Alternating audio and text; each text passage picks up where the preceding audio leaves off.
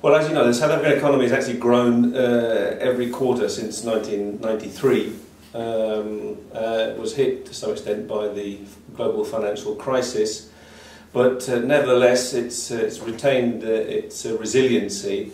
I think its attractiveness to foreign investors comes down to a number of factors. First of all, the recent invitation to join the BRIC countries. Another interesting initiative is the decision by the Southern African Development Council and COMESA and the East African Council to merge, which will effectively create in the long term a single market from Egypt all the way down to South Africa. So South Africa is already the investment gateway into Africa. China has just replaced a number of European countries in the United States as South Africa's major trading partner. China's role in South Africa is tremendously important, particularly in terms of its continual need for raw materials. Obviously the Chinese are interested in South Africa as a market for their goods, particularly at a time when demand for those goods may be falling in Europe and in the United States.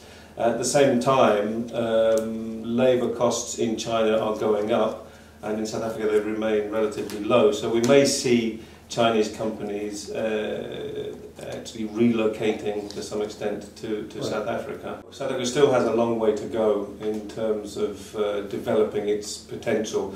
South Africa has a tremendous informal sector, as anybody that's been in the country will know. And there is a natural entrepreneurship, if you like, functioning at all levels, particularly among the black community. The challenge that the South African government now faces is finding ways to harness that potential and to encourage people to set up small and medium-sized enterprises. In terms of the foreign investor, well, I think mining has obviously got to be, way up at the top of the list. Yes. I think also South Africa has tremendous tourism potential. It's a vast country, and it offers a range of niche tourism products. So if I were an investor, I would be definitely interested in getting into tourism in South Africa as well.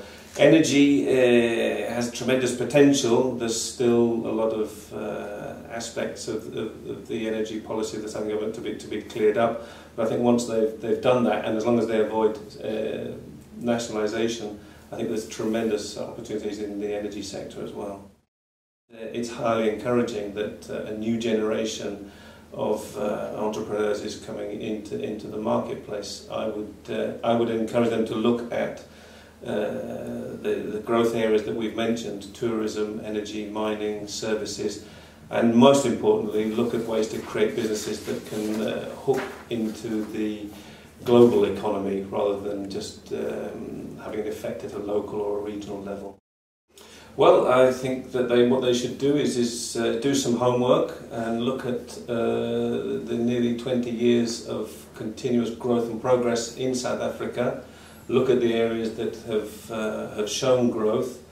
I would advise them to take into account some of the concerns of the investment community about legislation, to some extent security and other issues, but that South Africa has shown that it's definitely going places, and with its recent incorporation into the BRIC, and as I said, into this initiative to create an almost single African market, South Africa is very clearly one of the emerging economies that's going places for a long time into the future.